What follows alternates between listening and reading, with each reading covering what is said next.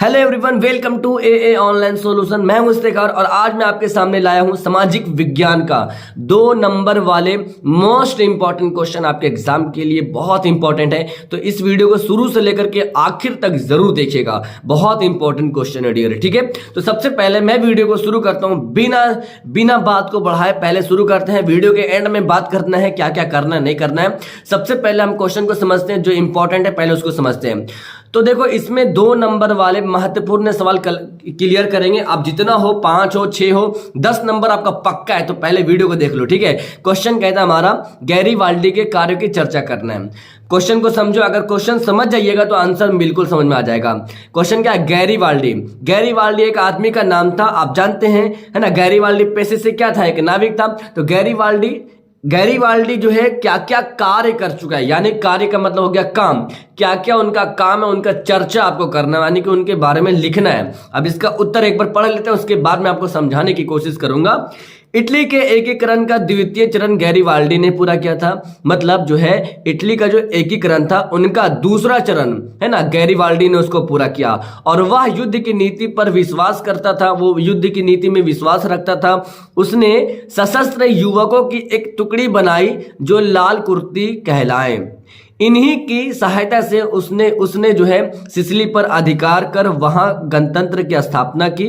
मतलब जो है ये जो है क्या किया, एक अपने युवकों को तैयार किया और तैयार करने के बाद एक भाग बनाया, एक टुकड़ी बनाई, यानी कि मतलब कि युवकों को तैयार करके एक सेना बनाया जो अपने साथ लिया और उनको लाल कुर्ते का नाम दिया, यानी कि लाल कुर्ते कहलाया। और इन्हीं की मदद से जो है वो सिसिली पर यानी कि अधिकार किया, कब्जा किया और वहां जो है गणतंत्र की स्थापना कर दी। और फिर वो सिसिली पर अधिकार करने के बाद वो चाहता था कि मैं पोप पर भी करूं। पहले पढ़ो, वह पोप के राज्य पर भी आक्रमण करना चाहता था, परंतु काउंट काबूर ने इसकी अनुमति नहीं दी। अब फिर से समझा रहा हूं, ठीक है, फिर से देखो। इटली के एकीकरण का द्वितीय चरण जो है गैरीवाल्डी ने पूरा किया था। क्लियर है? यानी कि ये मोस्ट इंपॉर्टेंट लाइन है कि इटली के एकीकरण का जो द्वितीय चरण है गैरीवाल्डी ने किया था। और उनको जो है युद्ध की नीति पे बहुत भरोसा था, बहुत। तो वह युद्ध की नीति में विश्वास रखता था। उसने युवकों को तैयार किया, उसको ट्रेनिंग दिया और अपने भाग में मिला दिया। उसका नाम दे दिया लाल कुर्ती। अगर आप अपने बात में लिखोगे ना आंसर को तो और अच्छा नंबर मिलेगा। उसने सशस्त्र युवकों की एक टुकड़ी बनाई जो लाल कुर्ते कहलाए। इन्हीं की सहायता से उसने जो है सिसिली पर अधिकार किया। जो सेना तैयार किया था, जिसका नाम लाल कुर्ती दिया था, उन्हीं की मदद से उन्होंने सिसिली पर अधिकार किया और वहां पर गणतंत्र की स्थापना कर दिया। ठीक है, गणतंत्र की स्थापना किया। और वह फिर चाहता था कि मैं पोप पर भी, यानी कि पोप एक देश है, कंट्री है, और पोप के राज्य पर भी वो आक्रमण करना चाहता था, उस पर अटैक करना चाहता था, लेकिन जो है मना कर दिया, उसको अनुमति नहीं दिया। कौन? काउंट काबूर नहीं दिया। तो क्लियर, 2 नंबर का है, ज्यादा नहीं लिखना है। गैरीवाल्डी बहुत सारे काम किए हैं, लेकिन जो इंपॉर्टेंट है वही लिखना है। समझ गए ना? अगर मैं आपसे क्वेश्चन पूछूंगा कि नरेंद्र मोदी के बारे में आप कार्यों की चर्चा करें, तो आप ना जाने कितना पेज भर देंगे नरेंद्र मोदी के बारे में। तो अगर जितना मार्क्स का पूछे, जितना नंबर का पूछे, उतना ही देना है, क्योंकि हमें एग्जाम के टाइम में, एग्जाम के दिन जो है हमको टाइम मैनेजमेंट करना है। कितना लिखना है नहीं लिखना है वो आप पे डिपेंड करता है। क्लियर है? सबसे पहले आप देखते हैं क्वेश्चन नंबर 2। क्वेश्चन नंबर 2 कहता है सहकारी सेवा किसे कहते हैं? बहुत इंपॉर्टेंट है, अब इसको मैं समझाता हूं। ठीक है, सहकारी सेवा किसे कहते हैं?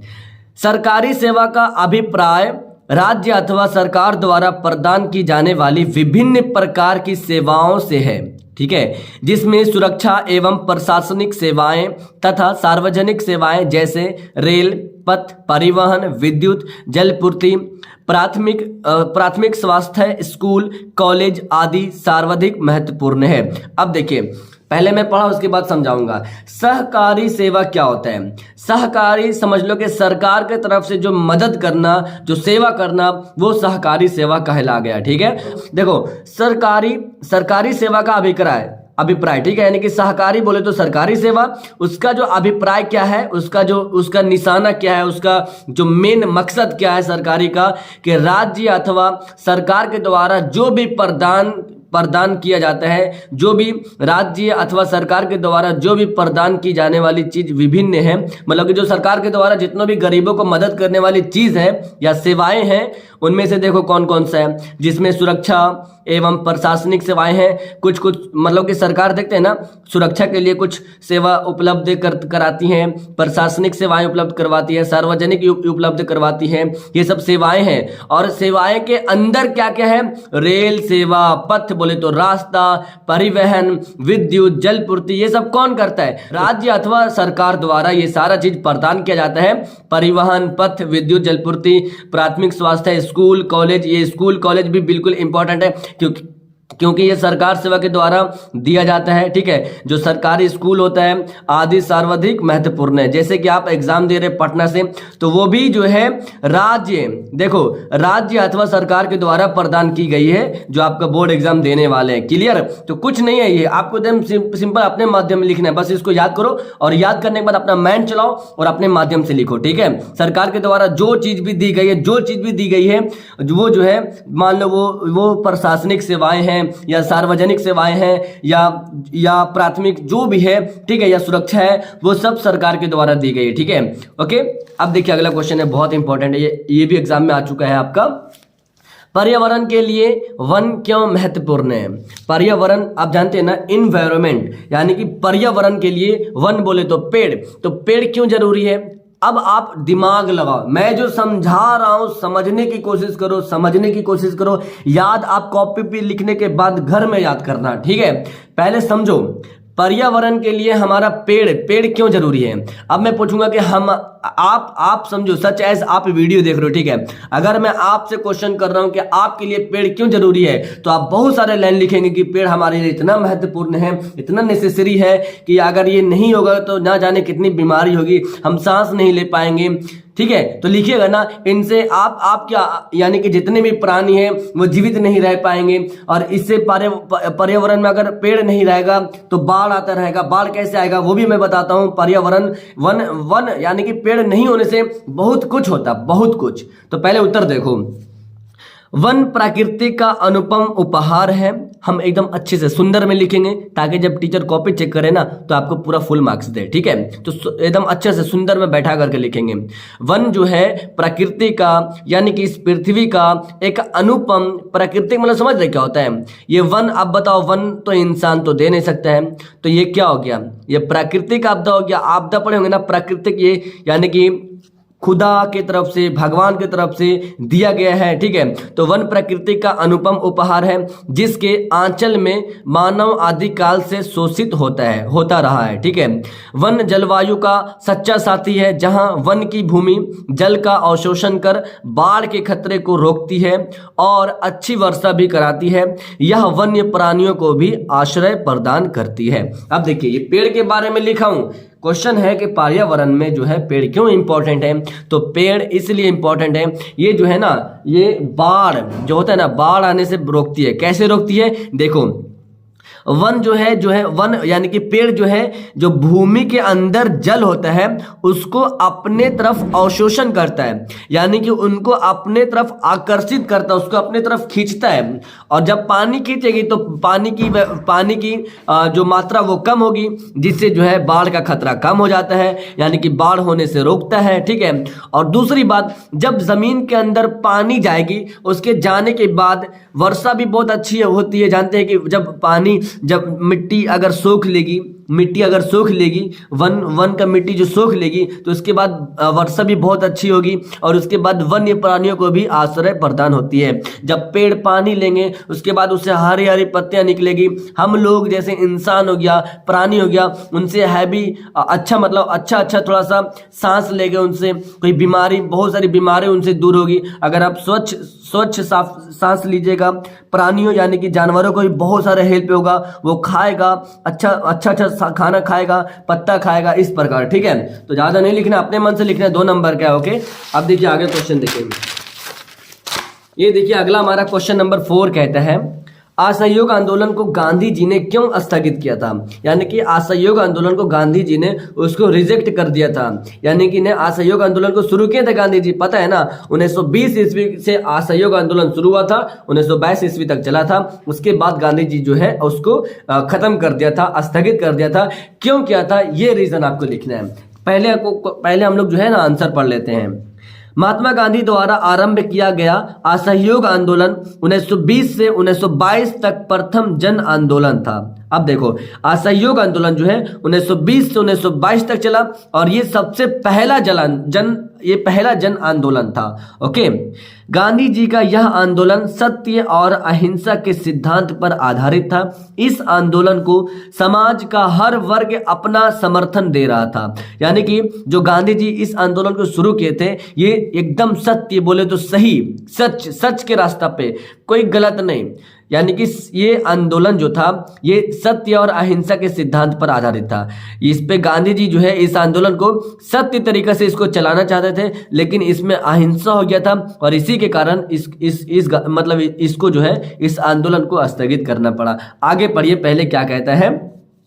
जब ये जो आंदोलन सिद्धांत पर जो आधारित था और इसमें जितने भी बहुत सारे लोग गांधी जी के साथ दिए थे, इस आंदोलन में साथ दिए थे, हर वर्ग का, हर जाति का, ठीक है, चाहे हिंदू हो मुस्लिम हो, हर जाति का इसमें समर्थन दिया था, इसमें मतलब कि हेल्प किया था, मदद किया था।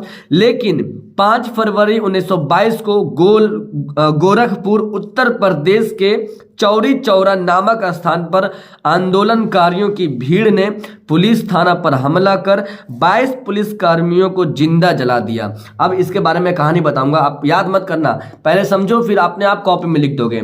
ये चौरा चौरी कांड के बारे में कुछ बढ़ा दिया गया है, ठीक है, तो आपको बढ़ा के लिखना भी है। इसके बाद कहता है कि इस घटना से गांधी जी काफी दुखित हुए क्योंकि उनका आंदोलन पूरी तरह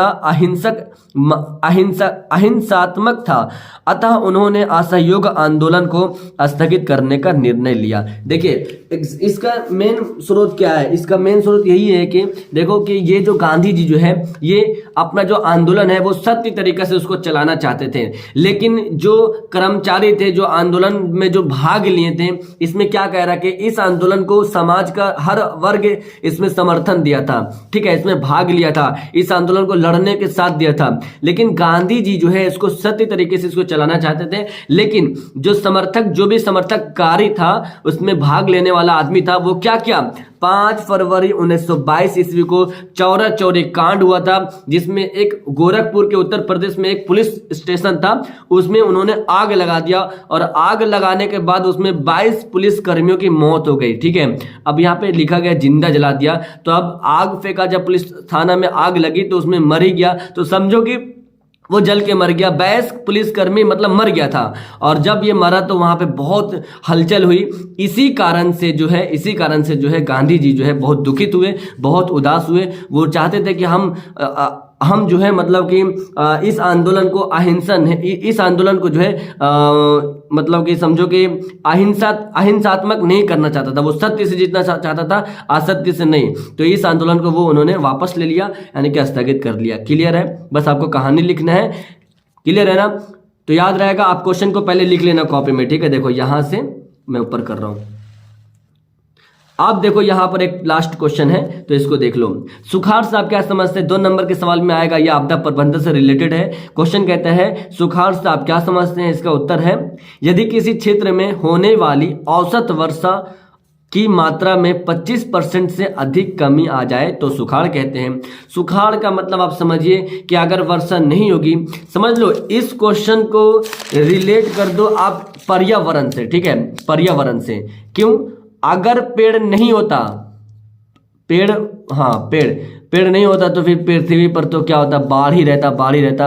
अब इनका जो सुखाड़ का कारण जो है ना, ये सुखाड़ आने का कारण भी बहुत कुछ है। अगर आसमान से बारिश नहीं होगी, अच्छी बारिश नहीं होगी तो सुखाड़ होगा। ये भी पर्यावरण का एक महत्वपूर्ण है। आप लिख सकते हैं सुखाड़ के बारे में। क्या है ना कि अगर किसी भी क्षेत्र में, किसी भी भाग में, किसी भी जगह में जो है औसत हमेशा जो वर्षा होती थी उनमें से जो है 25% की मात्रा मतलब अधिक कम हो जाएगा। मतलब जो वर्षा होती थी पहले ठीक ठाक होती थी, उसमें 25% नहीं होगी, ठीक है, नहीं होना बंद हो जाएगा, ठीक है, बंद हो जाएगा बारिश, तो सुखाड़ होना शुरू हो जाएगा, बस तो यही लिखना है। मैंड का खेल है बाबू, आप इसको जितना हो सके समझने की कोशिश करो, रट्टा मत मारो, ठीक है। हो सके तो वीडियो फिर से देखो एक बार और फिर कॉपी में लिखने के बाद याद करो।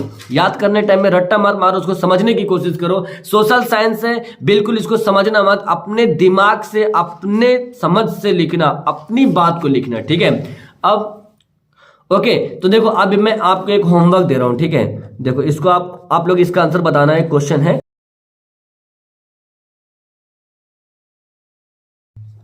ये। देखो ये आपका होमवर्क है, जिसका आंसर आप नीचे कमेंट बॉक्स में जितना हो सके, जिससे हो सके आंसर कमेंट में करना, ठीक है।